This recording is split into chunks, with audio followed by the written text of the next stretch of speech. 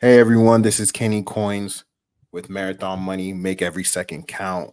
I really happy about this one. I have a special guest. His name is Doug Stevenson. Saying all that correct. Always want to make sure. You got it. Got it. Perfect. He's a. I hope I can say he's a great storyteller. I watched some of his clips. I seen the TED Talk. And I think storytelling is a focal point of our society. I think it's always been a focal point of our society. So since the dawn of time, I think people telling stories around campfires. He has a business called Story Theater, the science of art of storytelling for business. I think that's phenomenal. That's something I definitely want to get into.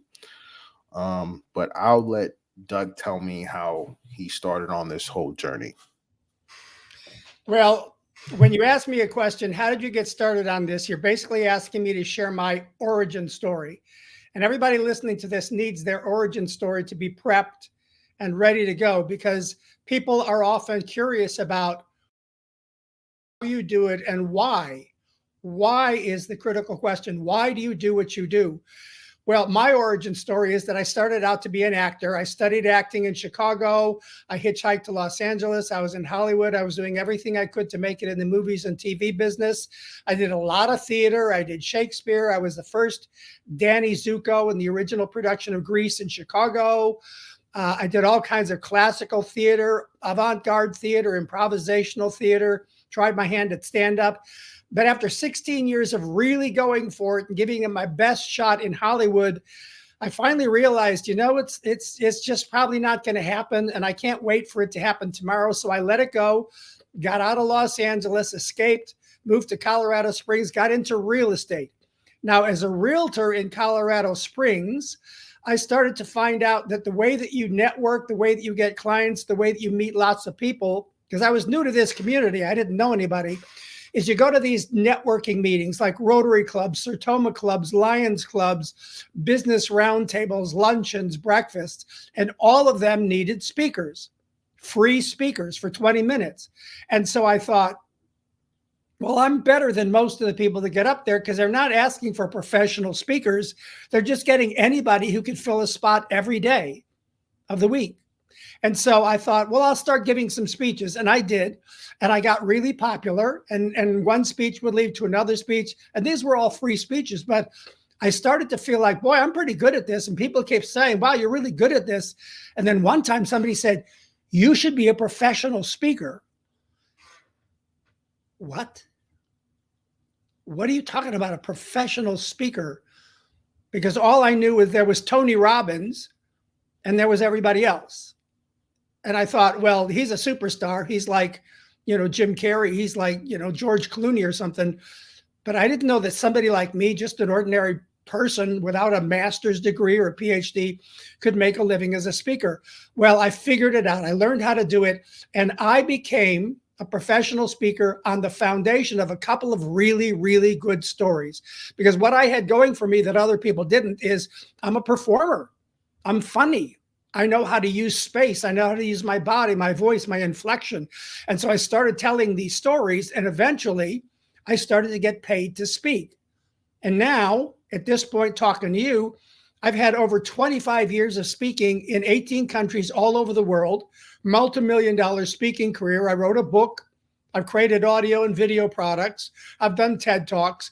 And I've leveraged all of this acting background and all of this business experience into a professional speaking career where I not only gave speeches, but people said, teach me how to do what you do. So I started teaching storytelling skills.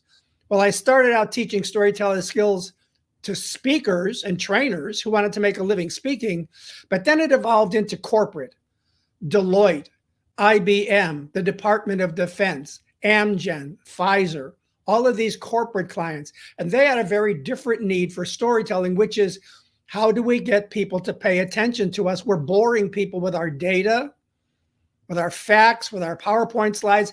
How do we engage their attention and separate ourselves in the marketplace? And so I started to see that there was a market for storytelling in business, to corporate salespeople, to HR people, to leaders. And that's led us to this moment here where I have evolved my methodology, my tactics, my techniques to fit the people that are listening to this podcast. How do you step out into the world of competition and separate yourself, not with just your product or service, because other people have the same product or service or something very similar that they can compete with you on. How do you compete on personality? By gaining trust, by gaining empathy, by letting people know that you understand who they are and what they do. And so what I've just shared with you is an evolution of an origin story that answers the question, well, who are you? And what do you do? I gave you a background, acting, real estate, into business. I gave you a progression over time. And that story is a story that I could replicate time and time again because I am in the business of getting predictable results when I make a presentation. Everybody listening to this is making presentations. Maybe not big formal presentations, but you're sitting across the table at lunch trying to meet with a client and get them to be your client. So I've given you a foundation. Why don't you take it from there? One thing I do want to know, you want to go back on, is when you started traveling, started speaking, and you're doing multi-million-dollar speaking engagements, what was like that first speaking engagement when you got that first like big check, and then you kind of knew like, yo, this is my wave to ride this wave? When did that start for you? Well, I started out speaking in 1989 in real estate, and I did, tons of free little speeches just trying to figure out who am I and what do I have to say and what's my subject matter and what are my stories and what do people respond to. And I did lots of little free speeches. And then somebody said, we'd like you to speak at our luncheon. And I had learned that if you want to join the Professional Speakers Association, which is called the National Speakers Association, you had to get paid 10 times to join. So I asked this group, well, can you pay me something? And they said, what do you mean pay you? And I said, could you pay me $25? And they said, yeah, we could pay you $25. And so I didn't start out with a huge fee. I started out with 25 and then 75 and then 150 and then 500 and then, 1,500 and then 3,500 and then 10,000 and then 15,000. So it builds over time because as a speaker, you're the only one who can give you a raise. But as I started to get some traction, here's an interesting aspect of what this is all about. I had a couple of stories that people would request. And I believe that stories are a lot like songs. If you have a group that you really like and you go to their concert, you want to hear their hits, right?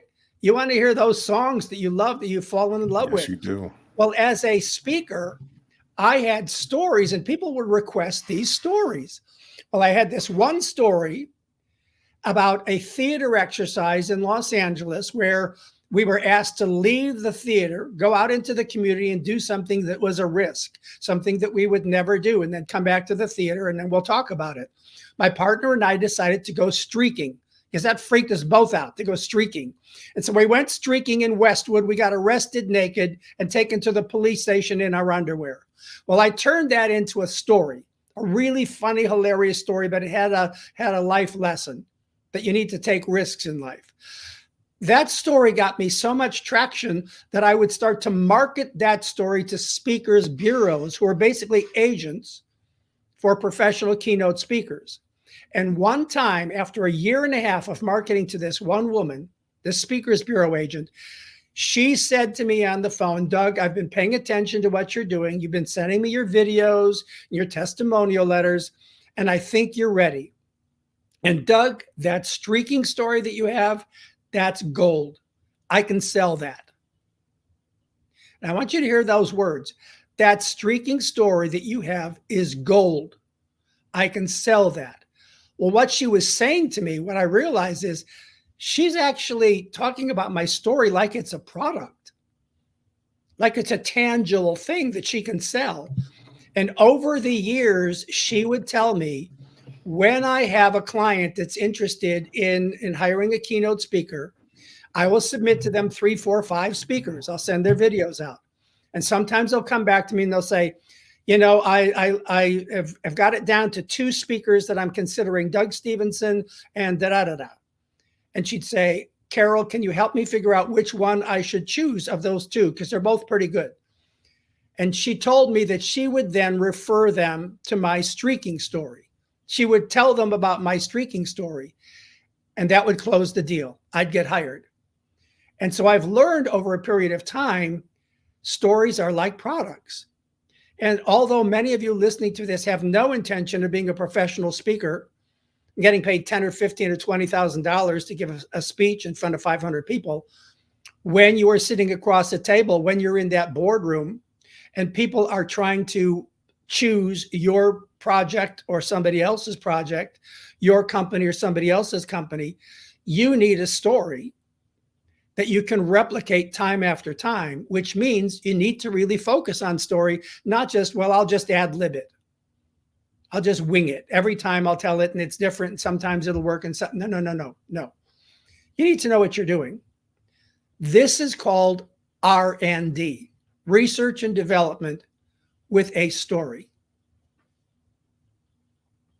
So now I'm fully interested. You caught my attention to the point where I was like, I see why you're good at it. It's pretty. You have all the tones, the voice modulation. You have, like, how long did it take you to develop the smaller details that people don't notice? I notice them because I listen to people speak. I like listening to speakers. I like listening to motivational speakers, people that can tell a story. So how did you master like the voice modulations, the constant be able to tell a story over and over again, to not be able to change the story a little bit? I feel like when you listen to people, even when, like, say you listen to an uncle or aunt tell a story, their story changes a little bit, or changes quite often. It's never really the same story, but as you listen to some speakers, they know how to tell the same story the exact same way. Well, here's the thing. When I started speaking at these little Rotary clubs and Sertoma clubs and breakfast clubs and luncheon clubs, I didn't know what I was doing. I was just really talented at the front of the room because I'd been in Hollywood. I'd been on stage. I'd done stand-up comedy. I'd done all of these different kinds of plays. So if you put me at the front of the room, even from the very beginning, I was really good because I was confident, I was comfortable, and I knew how to use my voice and my body because I'd been an actor. Well, I translated that into being a speaker, but for the longest time, I was just kind of winging it and hanging out. I mean, I knew I needed to develop ideas and concepts, and I did that. But what was going on in the back of my mind is, after I'd give a speech, I'd kind of give myself a grade. You know how you do that? You give a presentation, and afterwards you walk out and you get in your car and you're thinking, God, did I mess that up? That was a mess. That was terrible. What the hell was I doing? Because you realize I was just all over the place. Well, what I would do as a speaker is some days I'd walk out and I'd go, oh my God, that was amazing. That was incredible. I was so on today. I wish I knew what I just did. Well, when I was an actor, I didn't have to worry about, I wish I knew what I just did, because I was given a script in my lines. I was giving the staging. This is where you move, Doug. This is where you don't move. This is when you speak. This is when you don't speak. As an actor, you are stepping into somebody else's story that's already developed. Well, one day I got done with a speech, and it was a really sloppy speech. I was just all over the place, very self-indulgent, and I was really pissed at myself. I was just so pissed because I'd messed up one of my best stories. I was just all over the place. And I thought, when I was an actor, I didn't mess up my lines. I didn't mess up because I had those lines memorized. What if I took my story and I sat down and I wrote it out? Word for word, wrote out my story. And then memorized my story. And then started to deliver it basically with 95% accuracy every time. I wonder what that would be like. That's when my speaking started to take off. So what I'm sharing with you is I didn't just step up there the first time and nail it and be brilliant. I had to learn by trial and error what works and what doesn't work. But I also had to realize I need to get out of my own way. I need to stop trying to be like these other people that I see that have master's degrees and PhDs and have written 6 books. I need to stop trying to be Tony Robbins. I need to stop trying to be some other person, and I need to embrace Doug. Well, that led to a whole, question of, well, who is Doug all day long? What's he like? And so for you, Kenny, and for me and for everybody listening, we've got to stop trying to be like somebody else when we're at the front of the room. We've got to embrace all of our quirks, all of our personality. I'm loud. I'm silly. I'm playful. I'm very physical. When I started speaking, I didn't want to do that because I thought I'm too much. I'm too big. I'm too loud and crazy. Well, you know what makes me a living, or what did make me a living, because I'm retired from the road now. What made me a living is me being Doug. Loud, crazy, silly, quiet, intense, dramatic. All of Doug. Well, for the longest time, I didn't think Doug was so cool because I failed in Hollywood. You see what happened there is like I went to Hollywood. I tried to do Doug. They didn't choose me. I came out of Hollywood thinking I'm a failure. I can't do that anymore. I can't do that Doug. Well, it took me a while to come back around to, no, that Doug didn't work in Hollywood. But it works here. Because gazillions of people don't make it in Hollywood. I'm not like some unique guy who went to Hollywood and didn't make it. It's like, no, 99.99.9 people that go to Hollywood don't make it. But as a speaker, all of the things that I had been doing as an actor and stand-up and everything that made me funny, it works. So I had to embrace me. I had to learn how to embrace me. But underneath all that, I'm saying to you, I needed craft. And I have developed the story theater method for storytelling in business by sharing with people in my book, Doug Stevenson's Story Theater Method, but also on my podcast, which is called Storytelling That Sticks for Business and Life. I am sharing with people my techniques, my methodologies. How do you choose a story? How do you craft a story? How do you deliver a story? How do you brand the message of the story? How are you memorable? So I'm sharing with people, I'm teaching people all over the world through my podcast, through my book, through my videos on YouTube. How can you tell an amazing story that gets you purchased, that gets you bought? Because you're a product. Yeah. With so many people telling stories nowadays on social media, commercials, pretty much anywhere anybody gets in front of the camera, they're selling themselves. How are you yourself seeing the market? Do you see it as it's saturated, or do you see it as just a lot of low-level people just getting in front of the camera, just not really knowing how to tell a real, accurate, true story that is compelling? Most people have no idea what they're doing. All they know is stories are really cool and I should tell stories, but they don't have craft. A very, very, very, very, very small percentage actually approach storytelling the way they would approach product development, product knowledge. When I work in corporate, I remember going off to Omaha, Nebraska to this company, and they asked me to do a session on storytelling for PowerPoint. And as I'm doing this, I'm doing some research on, well, what kind of PowerPoint are they doing? And this has happened to me time after time after time, where I go into a room and I say, okay, you want me to teach you how to tell a story, but what you're basically using instead of a story is a PowerPoint deck. And I would ask them, how many hours have you spent on those 48 slides with 984 bullet points and charts and graphs and data? How many hours have you spent developing that PowerPoint deck that no one's going to remember because it's too much? And people can't process all that because by the time you get to slide number 4, they forgot what was on slide number 1. And I would ask them, how many hours did you spend developing that? And they'd say, well, we have a team of people and we've worked on this for 3 weeks. And we probably spent, 50, 60 hours on this slide deck. And I would reply, and what has been the response from people? Do they check out while you're doing the slides? And they say, yeah, that's why you're here, Doug. We want you to teach us how to tell a story. And they say, well, then stop spending 50 hours on PowerPoint slides that they're not going to do and spend 8 hours developing a story and telling a brilliant story that they will remember for years. Work on your stories, not on your slides. And it was incredible to see people go, oh my gosh. I remember one guy saying, we need an intervention. And he said it like he was a drug addict. It's like, we need an intervention. Yeah. because it is so sad in corporate that they use these slide decks. Instead of being the center of attention yourself, telling the story, people are looking at the slides, and the slides are terrible. Yeah. Too much data. I've been part of those. I've been part of those pitch decks. They're horrible. Too much stuff going on. 53 pages of like just boringness.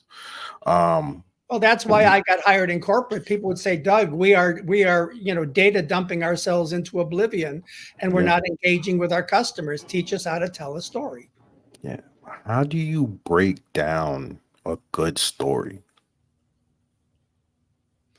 Boy, the first step is to ask yourself, what am I trying to convey? What's the point or lesson? What is it that I'm trying to get them to understand? And you start out with the problem. What is the pain that they're experiencing? And then you look for a story that is not literally a literal business data story.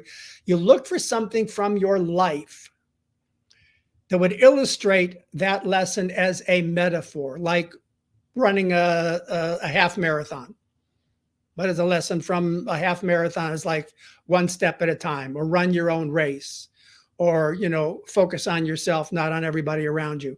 You look at a story like that. You look at a story about going on vacation and losing your luggage. You look at stories that are metaphors for something, planning a Thanksgiving dinner for 23 people and dropping the turkey on the kitchen floor as you pulled it out of the oven. You look for stories that are metaphors, that are real life human stories that would match what is the lesson that I'm trying to teach. So here's an example. I'm going to tell you a story that's a very, very strategic and successful story. So for the longest time, as I was being a speaker in business, people would find out about me through referrals or through a Google search, and they go to my website and they would come to me on the phone and they would say, Doug, we're curious about, hiring you to do a workshop for our sales team. We need to be better storytellers, but we're interviewing 3 or 4 different people. How are you different? And I would explain to them how I was different. And sometimes I get hired and sometimes I wouldn't. But this one time, I had this experience many, many years ago in Los Angeles, and I started to develop this story. I was telling this in my keynotes. I grew up with dogs. I love dogs. Most people on this either love dogs or cats. A lot of people are pet people. So I grew up with dogs, and when I got to Hollywood, I thought I'd like to get a dog someday, but I was living hand to mouth. I was a poor young actor trying to struggle. But one day I had this girlfriend, Lisa. She said, honey, let's go get a puppy. Well, I was fascinated with Lisa. So I thought, well, what the heck? If I'm going to have a dog, I at least have a partner. We could raise the dog together. So we went out, we got a little puppy. I named her Jaya, Jaya, brought her home, raised her. Well, 6 months later, Lisa and I broke up. She went away and I kept the dog, which was okay with me because that was the better end of that deal. Well, about 2 years into this relationship with Jaya, she got sick. One morning, she didn't come out to eat her breakfast. Well, I realized that she had something going on. I took her to the vet. The vet, a nice young lady named Patricia, said, your dog has got a little doggy cold. It's not a big deal. She's okay. I'm going to give you these pills. Give her one of these pills with breakfast and one of these pills with dinner. She gave me a little tutorial, some instructions on how do you give a dog a pill, because I'd never done this. So at dinner time, I called her over Jaya, Jaya, come here. And she came over to me real lethargic, really tired. And I said, Jaya, I've got to give you this pill. So I need you to cooperate with me. I'm going to do what the doctor said. So I opened her mouth. You pry the mouth open. You shove the pill way down into the back of the throat. And then you hold the mouth closed while the pill is supposedly in the back of the throat. And according to the doctor, she said they'll swallow the pill because they'll have a little gag reflex and they'll swallow the pill. Well, she didn't. She spit the pill up the minute I let go of her mouth. I tried it again with another pill. She spit it up again. I thought, this is not working for me. These pills are expensive. What am I going to do? I looked up at the clock. It was after hours. I didn't want to call the vet after hours because I'd get an extra charge. So I called my friend John, who had a dog. He's the only friend I knew that had a dog. I said, John, what do I do? And he says, do you have any peanut butter? I said, yeah, I got peanut butter. What has that got to do with anything? He says, hide the pill in the peanut butter. I said, well, how do you do that? And he says, get some peanut butter, scoop some out into the palm of your hand, stick the pill in the peanut butter, hide it in there, and then, go to Jai and she'll like lap up the peanut butter and she'll swallow the pill. Well, it worked. I did that. I hid the pill in the peanut butter and I held it down for, Jai, and she lapped it up and she swallowed the pill. Voila, success. She got better. Well, here I am now. 15 years later, I'm now a professional speaker, storytelling coach in business in Colorado Springs. I'm on my third black lab dog, and she got sick, and I was giving her pills at breakfast. Well, a half hour later, I'm on the phone with a pharmaceutical company, and she is saying to me on the phone, Doug, we've got a problem.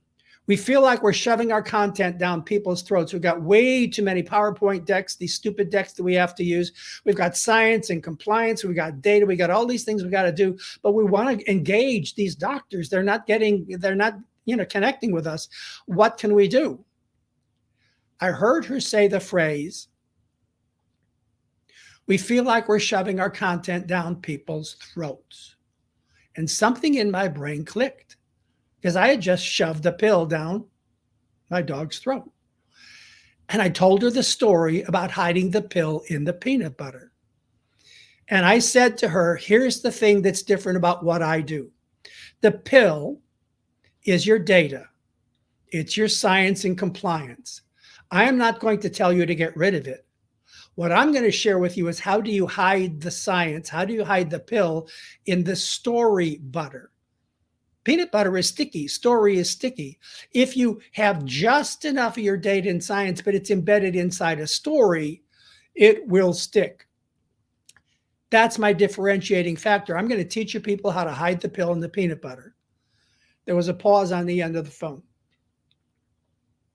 And then she says to me, no one else has ever explained it like that. That's what we need. Other people are telling us we need to tell a story, but they never mention the data. You're the only one who seems to understand that we need to hide the pill in the peanut butter. I need you to teach my people how to hide the pill in the peanut butter. Get out your calendar. Let's pick a date. And right then and there, I got hired. Well, I hung up the phone and I thought, I just created the smartest story I've ever had. But because I knew craft, I could ad-lib the story with craft. Hide the pill in the peanut butter. That's what all of you listening need to learn how to do. I'm not saying you don't use data. I'm not saying you don't use statistics, but many of you are working in very, very technical fields. But if you do a data dump with all the technology that you understand, the people listening to you are they're going to fall asleep because you're going to put them into a content coma. So learn how to hide the pill in the peanut butter. So I got a slew of questions, and then we're kind of running out of time. Hide the pill in the peanut butter. That topic right there. How do you forget about right now, like the technical, and like let's talk about like subscription services or like product services. I feel like there's very few companies that's good at hiding the pill in the peanut butter. It's like they get people to sign up, they get people saying, but they don't do it by telling them, hey, go sign up. For example, like we can take Apple, for example. They a lot of their commercials with the MacBook in the early stages, if you're this type of person, this will work for you. They never really told anybody to buy anything. You just tell them, if you're that type of person. Is that like hiding the pill in the peanut butter? Well, if you have a radically superior and differentiating product in the marketplace, like the iPhone, like all of the Apple products when they came out, it's like they were game changers. They didn't have to be very, very good at selling them. They just had to say, this is what it does. You can, in this tiny little device that sits on your belt, have 43,000 songs. All they had to do is tell me that that little device could do that, and I could put some headphones on and I could have every song that I want, and I could play playlists. It's like all they had to do is tell me what it does. Well, what you and I have to do is we have to tell people what we do in a way that differentiates us. I am not Apple. Yeah, no, I'm not. I'm a story coach among thousands of story coaches. Correct. But what I'm saying is, like, I watched some of like Steve Jobs speeches, and it was almost like he was telling a story. Like, for example, he was wearing jeans and there was like this pocket here. And he goes in, man, I never know what this pocket is for. I don't have a clue, but it's always there on every pair of jeans I own. And he tells his story how he always tries to figure out what's that pocket mean. And he said, I created something for the use of this pocket. And he puts out the I Nano out with 43,000 songs. I feel like if he just went up there and said, this thing is a small device that can hold 43,000 songs, but I feel like he hooked them in to focus on the pocket. Yes, he did. Pulled it out. Like, I'll never forget that story. That's what I'm saying. Obviously, you're telling this story now, and Steve Jobs is like been dead for decades, and you're still remembering it. And right now, as you're telling me the story, you are seeing the video of him telling that story. You're seeing him reaching into the pocket. You're seeing it all. That's why stories work better than anything else. They're visual, they're auditory, they're kinesthetic, and they last forever. And all he had to do is tell that one story, and it got the point across. He started out with the question you asked me is like, well, where do you start out? He started out by saying, how can I convey this in a unique and interesting way? And luckily for him, his brain goes to telling story. Even though he's a technology genius, his brain still goes to, how do I just tell a simple story that illustrates what I'm talking about so that people think, I want to have one of those things in my pocket. And yes, he didn't talk about how do we embed 46,000 songs into this little device? How do we do it? He didn't talk about technology. He didn't talk about data. He talked about the pocket. That's the metaphor. That's the distraction of story. Is I tell stories about hiding a pill in the peanut butter, and it's a story about giving a dog a pill, and everybody's fascinated as hell. Why? Because it's a story about a sick dog. And I use it to teach hide the pill in the peanut butter. Dog. Everybody cares. Even people who don't have dogs care about dogs. Because it's a living being that was sick. Well, we're relating to the larger thing. So story, the reason people come to me is because they say, I get it. Story is amazing. I don't have a story brain. Doug, you have a story brain. You have a branding brain. Hide the pill in the peanut butter is a branding phrase. And when people get off of this podcast with me, they're going to remember hide the pill in the peanut butter, because that phrase is called a phrase that pays. It is a call to action statement. It tells you what I want you to do. When you remember hide the pill in the peanut butter, you remember Doug Stevenson. And if you don't know how to tell stories, you might think to myself, I need to hire that guy because, man, he is good at this and I'm not. And I think he can help me. I'm thinking, I just thought about that right now. Well, because we hire other people to do the things that we lack.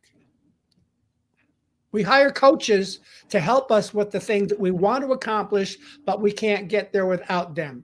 People hire golf coaches, tennis coaches, all kinds of different coaches, singing coaches. When I was in Los Angeles, I decided I want to be in a rock band. Well, I hired a rock singing coach, not just a singing coach, a rock and roll singing coach, because it's different. And I got to be in a rock band and I got to sing, lead in a rock band, but I had to have a coach for that. I had many, many acting teachers to teach me, how do I act? How do I bring this out of me? How do I find these moments? How do I do this stuff? I've had many coaches. So I have coaches for the things that I don't do well, but want to. I am the story coach. I am the speech coach. I'm the branding coach. I'm the TED coach for people who say, I want to accomplish this. I want to be a professional speaker, or I have a huge speech coming up. And it's an amazing opportunity for me to set myself apart in the marketplace, but I don't know how to give a speech. I don't know how to construct a speech. I don't know how to do it. I don't know how to prepare for it. I don't know how to memorize it or write it. And then the people come to me and they say, Doug, help me with this. Because if you know how to tell the right story, it can be worth millions and millions and millions of dollars in revenue. Because this is about marathon money. I am not here to teach you how to tell a story at a eulogy or at a birthday party. I'm not here for like folk stories and goofy stories. I'm here for stories in business that get results. So now I'm still amazed by the pill and the peanut butter. That's a great analogy, great story. Now, is that one of your methods that you implement to companies? Because now, Yes, like, you kind of you open my eyes. Now I kind of can see it's like, yo, it's like a lot of, I would feel like 80% of the products out there, either most of them you don't need, and you feel like they're kind of a nuisance sometimes. But if they tell a really, really good story, it'll make you feel like you need it. Story is attractive. Story is sexy. Story is sticky. If you know what you're doing with story, you can sell an inferior product over a superior product because you create a compelling narrative that causes people to buy into what you want them to buy into. It's all about story. Everything is all about story. It all comes back to story. And who the person with the best story wins, Kenny. The person with the best story wins. But I'm not talking about a sloppy story or an ad lib story or a story that you just think about in your car before going into a meeting. And then you get up there and you tell that story and you think afterwards, the story that I told in the meeting is not the story that I had in my head in the car. Yeah, I struggle with that one. Because I got nervous. Yeah. I got nervous and I had no craft. I had no discipline. I just had an idea for a story. I had a concept of a story. I didn't have a story. I had an idea of a story, but I didn't know how to tell it. Two more questions. The second last question. I just want to know, if I'm going to get on camera to tell a story about a journey, how would I hook them in the first 5-10 seconds? How could I keep them there? And then how could I send them off with something that remembers? I go back to a couple of movies. A long time ago, in a galaxy far away. That's all I needed, and I was hooked. Star Wars. A long time ago in a galaxy far away. If you remember the beginning of Star Wars, there's these words coming in and they're kind of diminishing and disappearing off into space. And it's like, I'm hooked because it's like, we're not starting out with an explanation. We're starting out with, it was a dark and stormy night. We're starting out with a concept. It's almost as if we're starting off in the middle of the story without a lot of prelude. My streaking story starts with, it was a hot and sticky Wednesday night, Hollywood, California, 1974. That's how I start my story. It was a hot and sticky Wednesday night, Hollywood, California, 1974. It starts that way all the time because what I'm creating is a visual. It was a hot and sticky night, which goes back to it was a long, it goes back to it was a dark and stormy night. I'm using these things that I've learned from other areas and I'm pulling them in. It was a hot and sticky Wednesday night. So now you've got context, you've got mood. Hot, sticky Wednesday. There's data, there's facts. Hollywood, California. Oh, okay, that's where it is. 1974. Oh, yeah, that was a long time ago. So what I'm doing is I am sitting down and I am writing and I'm going, how can I draw them in immediately? Well, you've got a story, Kenny, that you tell. Give me the first sentence. Started Marathon Money in 2016. That's like how I usually start my stories.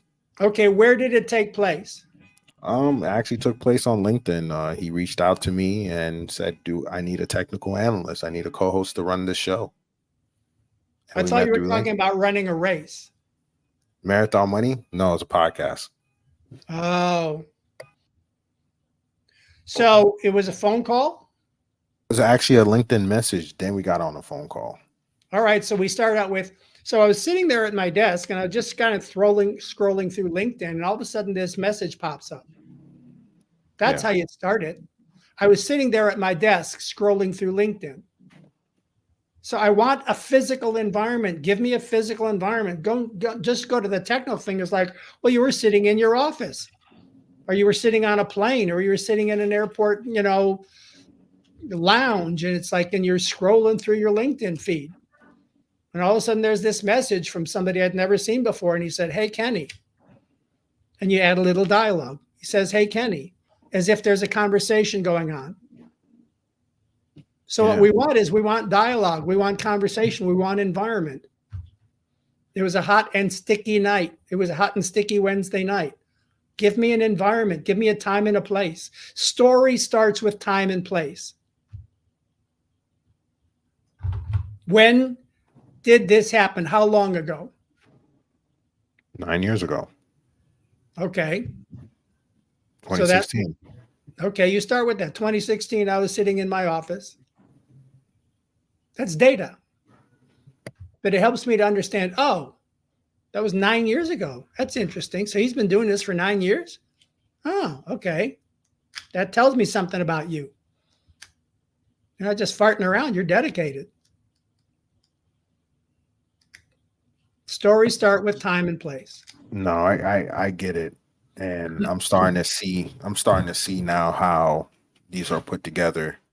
And like stories have been always fascinating to me because I always want to be able to tell a compelling story and be able to tell it on a consistent in a disciplined way. And I think everybody struggles with that if they don't put practice into it or they don't know the tools to make themselves get better. That's correct. They don't understand. You hear somebody like me tell a story and you go, man, that guy knows what he's doing. It's just like so easy when he tells that story. It just sounds so easy, but it's not easy. There's craft. And here's what I want to suggest to people. Go to my Storytelling That Sticks for Business and Life podcast on Apple, Spotify, whatever, Amazon Music, iHeartRadio, whatever. Go to Storytelling That Sticks for Business and Life. Go back to the beginning, to the first couple of podcasts, number 2, 3, and 4. Number 2 is craft your story with the 9 steps of story structure. Because you're hearing me talking about craft. Well, I've created this thing called the 9 steps of story structure. If you follow that structure, it will make it easier for you to understand how to do it.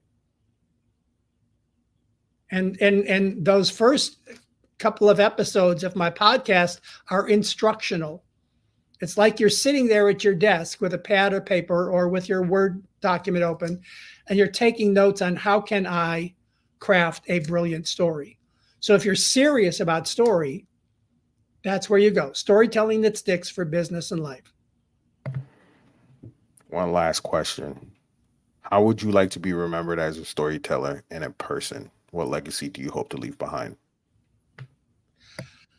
The legacy that I leave behind is that people remember me and my stories many, many, many, many years after I've told a story. Just like you're remembering Steve Jobs, my legacy is that there are certain conferences that I've spoken at year after year after year after year.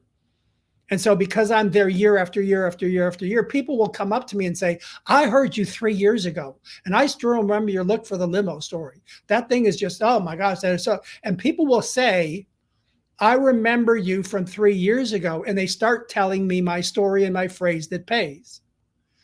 That's my legacy, is that people see me and remember me and my message, and it helps them in their business and in their life. I literally got hired by a man who saw me at this conference from Kuala Lumpur, Malaysia. He hired me to come to Kuala Lumpur, Malaysia, and do 4 or 5 different workshops and retreats and keynotes, and to teach his trainers how to do my story theater method. It was $250,000, $240,000 contract, because I told a brilliant story and I had craft. And so when I say to you, your stories can be worth millions and millions of dollars, one presentation at one conference, $240,000 contract. I'm not goofing around here, guys. I'm talking about money in the bank. That's amazing, man. I really appreciate you coming on the show. Like, you really walked us through the step how to tell a story and how to make money from telling a story by perfecting a craft. And it seems like you have perfected your craft to the T. I'm definitely going to be looking into those podcasts. I think story is the cornerstone of pretty much any business, any person, if you want to sell yourself. Doug, once again, I appreciate you being on. I appreciate the viewers listening to this. Reach out to Doug if that's something you think you need help with. And once again, thank you. One thing, Doug, do you have like social media handles? Well, I'm all over LinkedIn. So one of the places to follow me is LinkedIn. I have a storytelling and business discussion group on LinkedIn that is huge.